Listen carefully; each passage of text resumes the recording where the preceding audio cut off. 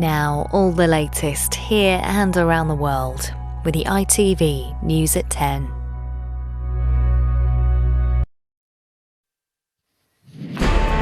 Anger and confusion at British ports as an iconic shipping line sacks 800 staff with no warning. P&O, a household name for 2 centuries, and a ferry company used by millions, delivered the shocking news to staff by a video call. Therefore, I am sorry to inform you that this means your employment is terminated with immediate effect on the grounds of redundancy. Your final day of employment is today. Devastated. I loved the job. It was my dream job. Career at sea. It was shocking as well because didn't see it coming. The company warns of significant disruption for passengers and trade at UK ports. We'll have the latest with Joel. Also in News at 10 tonight. Russia shells civilian areas from distance as its troops get bogged down. But the UN warns Moscow it will pay a price for such tactics. President Putin, stop the killing. Withdraw your forces. Leave Ukraine once and for all. That's Mummy. The first day of a new and free life for Nazanin Zaghari-Ratcliffe and her family. Attempts to cool an overheating economy, the Bank of England raises interest rates again to tackle inflation. And scientists reveal the extraordinary lengths Scottish seagulls go to for your takeaway on the beach.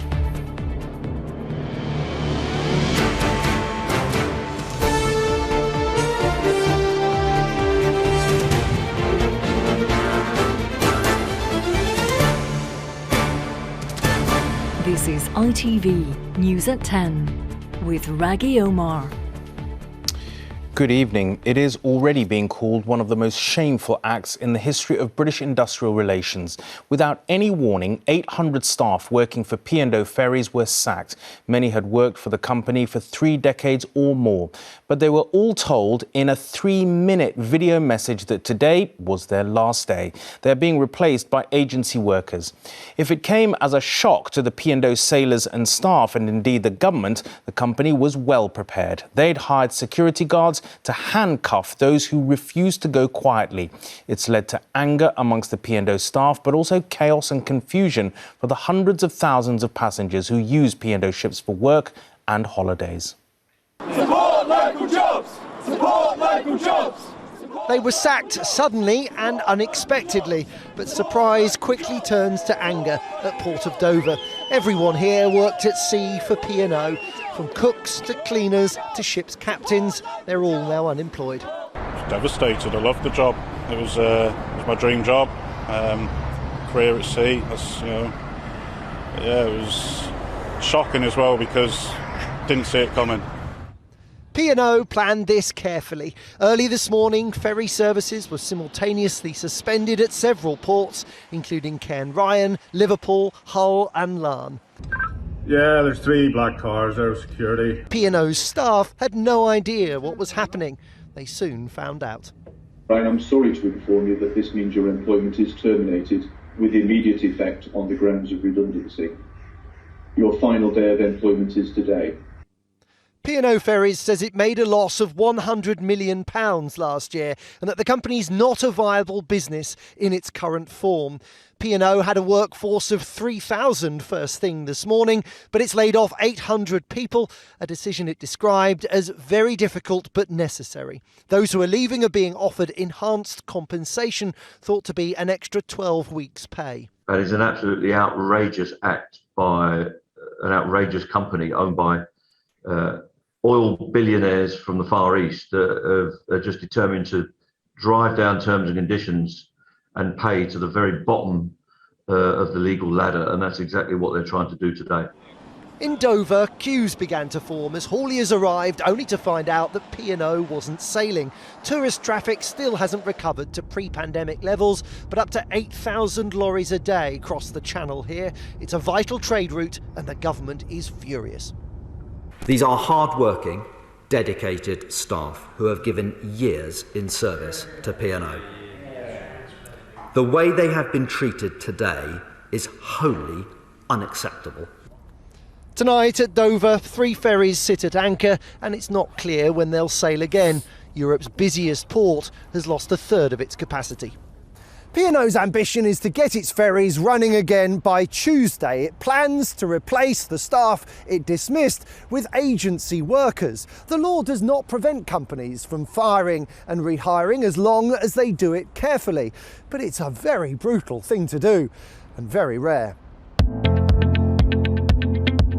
It's London Gateway. The government is under pressure to intervene, but finds itself in an awkward position. The owner of P&O, DP World, is also a major investor in one of its flagship policies, free ports. And Joel joins me now from Dover. Joel, I mean, a major blow for workers, passengers, and also, I guess in the short term at least, for UK trade?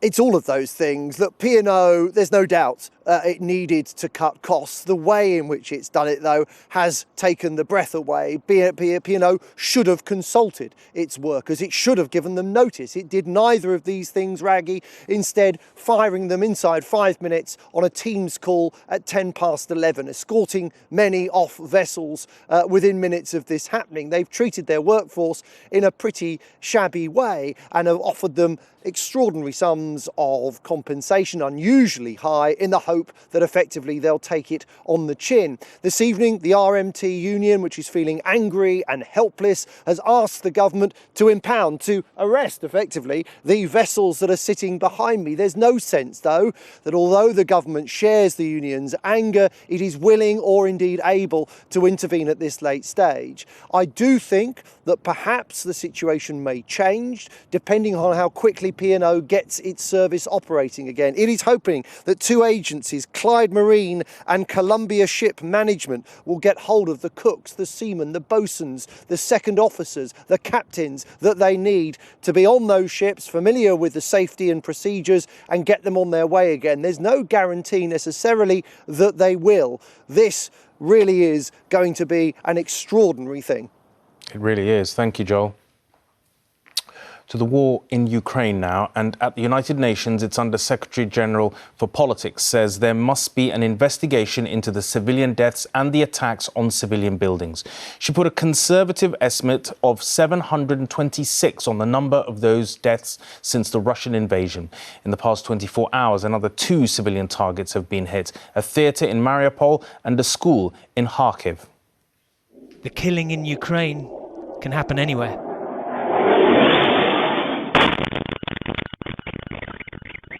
Just before dawn this morning, missiles destroyed a school and a community centre in Mareva, in the northeast of the country. This was the aftermath. 21 people died here. Shortly afterwards, Ukraine's president visited a hospital in Kiev, praising the spirit of the survivors of attacks on civilian areas. This morning he addressed German parliamentarians.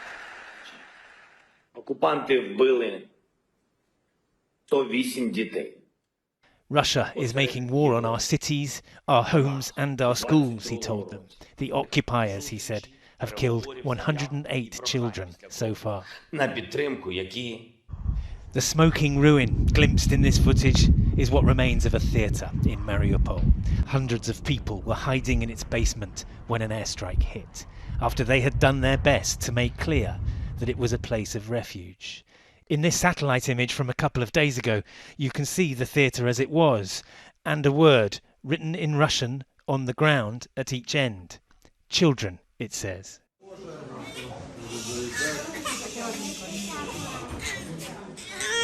In this video, you can see what conditions were like in that basement. But according to initial reports, it saved lives. We started to clean rubble. Of course, it's really hard. It's really difficult because shelling never stops and artillery works all the time. But looks like people are safe. At the UN Security Council, Russia's representative denied targeting civilians. In such a situation, it is not a surprise that Mariupol has become almost a leader on the number and ingeniousness of the fakes, and their manufacturing has become almost the main job of the Ukrainian regime. Across the chamber, the United States repeated further accusations about Russian tactics. Russia will be held accountable for its atrocities. There's only one way to end this madness. President Putin, stop the killing, withdraw your forces, leave Ukraine once and for all. America's president, meanwhile, is in no doubt about how his Russian counterpart ought to be described. I think he is a war criminal. Will you be meeting with On a road out of Mariupol today, a long line of cars. In the windows, families have put up signs which say that same word, children.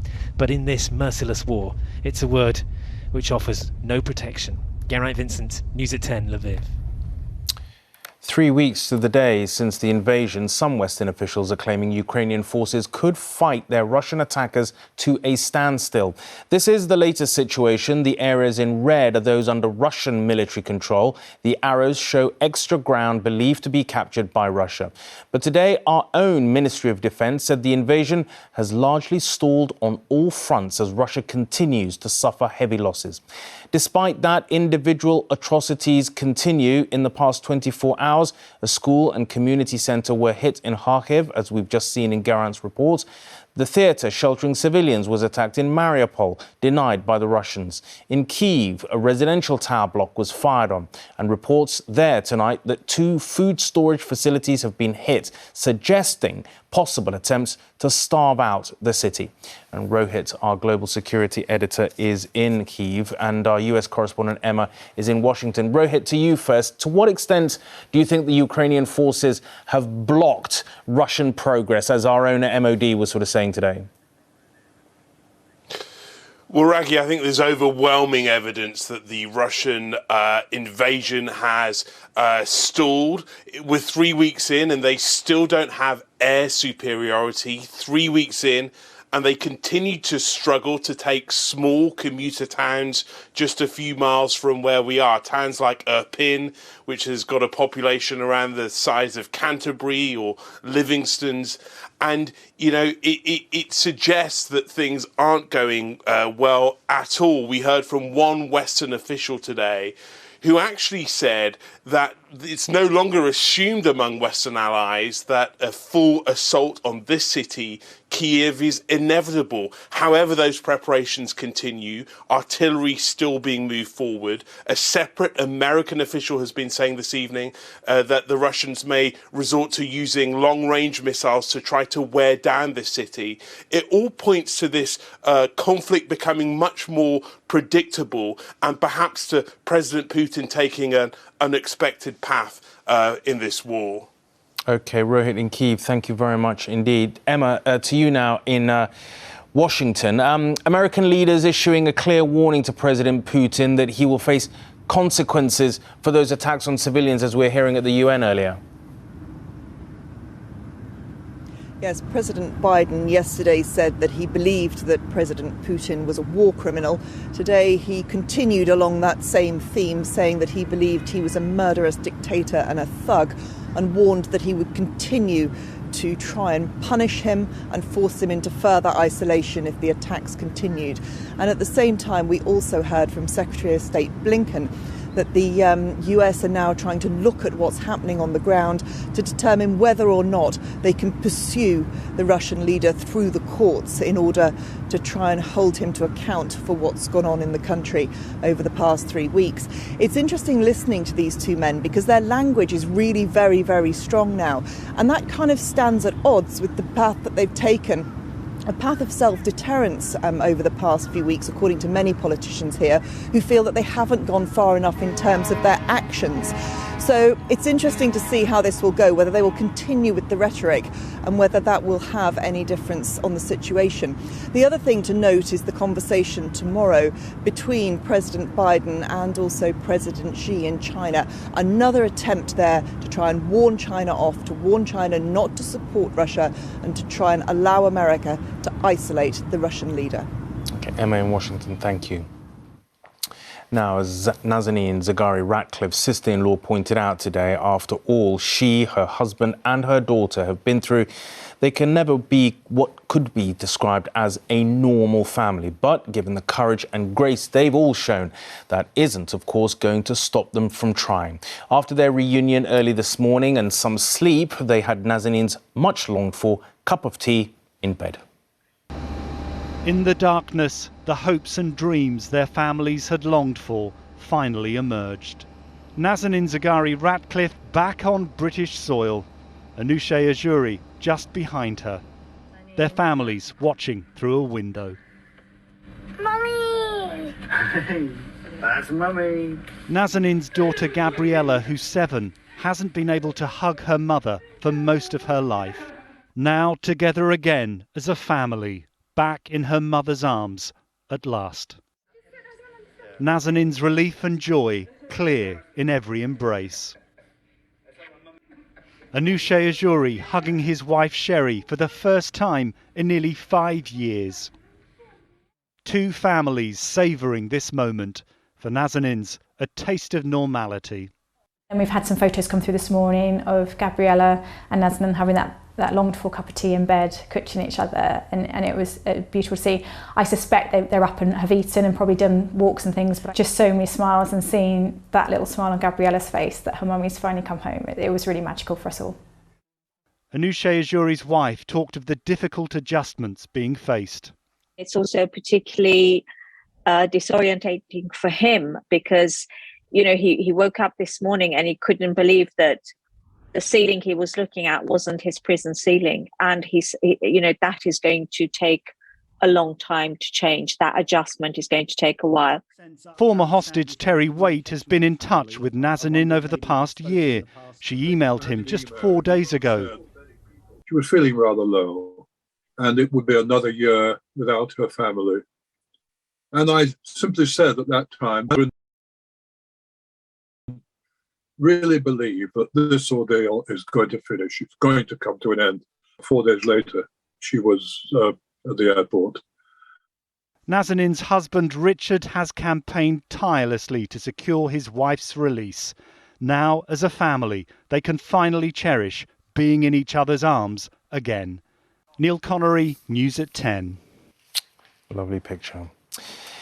Now, the Bank of England didn't have much alternative today when it put up interest rates again to try to control inflation. That's 3 times in 4 months now. The base rate rose another 0.25% to 0.75%. Inflation is already 5.5%, and some economists think it could reach 10% by the autumn. For millions more people, like Hayley, the cost of everyday life just got more expensive. Again. As a driving instructor, her bills were already rocketing. Got this interest rate rise, at least £25 on my mortgage. I've got fuel prices. I'm paying over £100 more every month now, and that's just going to get worse. There's just no end to it. It's just more and more and more. Today's rise to 0.75% puts interest rates at their highest for 2 years, an attempt by the Bank of England to calm price rises, with inflation at 5.5% and expected to reach 8%.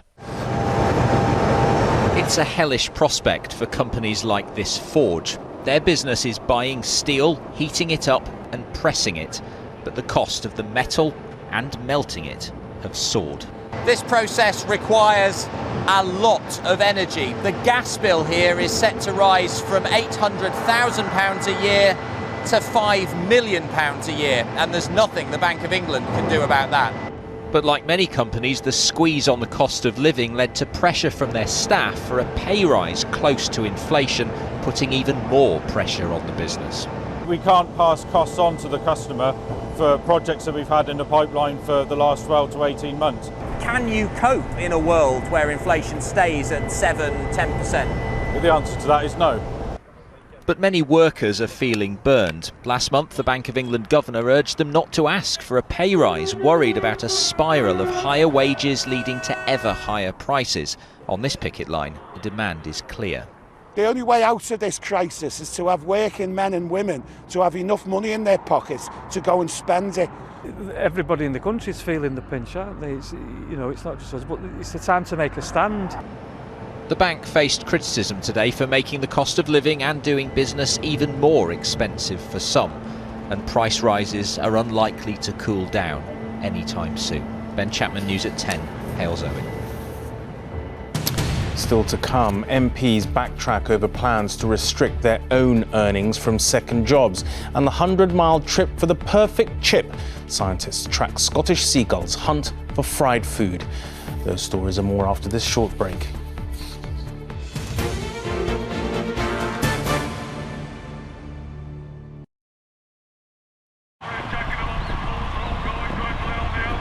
Exciting, isn't it? When your horse wins by a nose. But if that's exciting, how about 3 furlongs ago? Look. Any horse could win. How about now, when your horse is under starter's orders? Last one, coming forward. How long have you waited for those gates to crash open? Tell me when you're ready. But that's nothing. Come on. What about earlier still? Your horse is the only horse that matters. Coral, get closer to the action.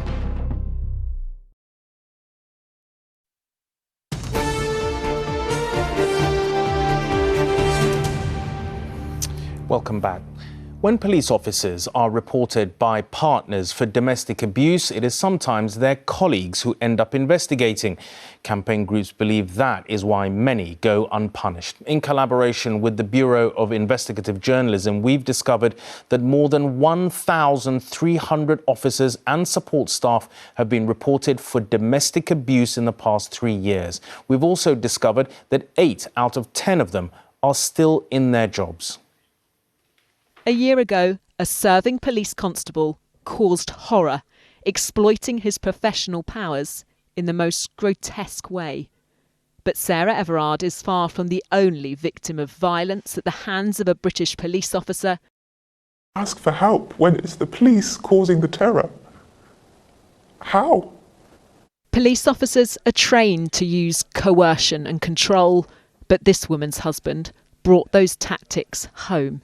The hand on the back of the neck where he'd sort of manoeuvre you round and hold you and just push you around the house by the back of your neck.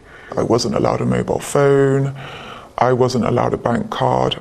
I felt mostly like I was a prisoner or someone that I had as though I'd been arrested. She repeatedly reported it, but he's still working. It makes me feel angry that they get so much power and support. They can just do whatever they like. The law should apply to everyone. The reaction from the former Chief Constable of Greater Manchester Police, Sir Peter Fahy, says police forces need major reform. Your investigation is right to point out that there is an abiding issue in policing about domestic violence carried out by police officers. Policing still always carries that danger of misogynistic attitudes and a very closed culture and the risk that people think that officers are covering up for one another. And the fact is, I think lots of people, including myself, have seen policing actually needs fundamental reform. The Home Office told us a review is investigating misogynistic and predatory behaviour in the police. But some will say it raises vital questions about democracy. How can the public have faith when those who have a duty to protect abuse? Rebecca Barry, News at 10. MP salaries are due to go up again next month. The current figure is almost £82,000, yet still many have second jobs. Last autumn, Owen Patterson was judged to have breached lobbying rules, earning thousands as a consultant for Randox. Then there was criticism of Sir Geoffrey Cox. He earned more than £1 million last year, thanks to his work as a senior lawyer. So in response, Dominic Raab suggested outside earnings could be limited either by capping hours or income. But now those plans have been dropped. And Anushka joins me now. Anushka, this is, to say the least, quite a turnaround for the government, isn't it? Well, it is certainly a change of mind. I think because of everything that has happened this year, it's easy to forget how people felt about this last autumn. There was a lot of anger about the revelations on second jobs, including Geoffrey Cox. And yet, in this submission to the Standards Committee consultation, the government now says it is against time limits on second jobs. It says that would be impractical. It is against a pay cap on second jobs. It says that would stop reasonable activity like writing books, something we know that the Prime Minister has done a fair bit. And it's not just the government. Tory MPs have also responded. Let me just read you a few of their comments. One said it would be arbitrary. Another said it would be impossible to enforce. Another said it would be policing our free time. And then Craig Whittaker went for a more direct response. He said it would be a barking mad idea. Well, if it's a barking mad idea, as he says, then it's an idea that has lots of support from the public if you look at polls. And as you pointed out, just a few months ago, it was a barking mad idea that also had the support of his government. One cabinet minister suggested 10 to 15 hours as a limit, and that is why Labour is calling this a broken promise. I just want to point out, however, that in the end, it's not government who will decide, it is Parliament. OK, Anushka, thank you. When the BBC reporter Martin Bashir used fake bank statements to get that now infamous interview with Princess Diana in 1995, it wasn't just her and her brother Earl Spencer he tricked. Today, the BBC apologised to the Princess's private secretary Patrick Jeffson and paid him a large amount of damage. Environmental protester tied himself to one of the goalposts. The man attached himself using a cord around his neck, pausing the game for over 8 minutes. Bolt cutters were eventually needed to free the man, who was later arrested. Everton went on to win 1-0. Finally, when noisy seagulls scavenge outside fish and chip shops, you might think they have just swooped down as they happen to be passing. Well, not a bit of it. New research by the British Trust for Ornithology suggests they are just as discerning as people are, if not more so. Some will fly 100 miles to their favourite chippy. Yes, really. It could be the sizzle of light and crispy batter. Maybe the fresh cut chips with a slight crunch. It's up to you, but we all have our favourite fish and chip shops, and apparently so do these birds. Seagulls have been tracked making regular long-distance visits to the Wee Hurry in Troon. Well, I'd like to think it's to do with their product, but I'm afraid they'll eat anything just about. But out of your customers, they're potentially the more pesky ones? Well, they're not the most civilised in their eating habits, that's for sure. Seagulls might not be too fussy, but other customers are also making repeated trips. The quality is really good, so the batter is quite crispy. So I like it. I've tried so many fish and chip shops around, but I like the batter the best. They know what they're doing, so it must be in the taste of the fish and chips. It must be good quality. So if they're liking it, then certainly we're doing the right thing by picking this place as well. We go round to the front and have our fish supper there, and they're all over the car. So you get dirty looks if you throw any chips out to them, but they do love them.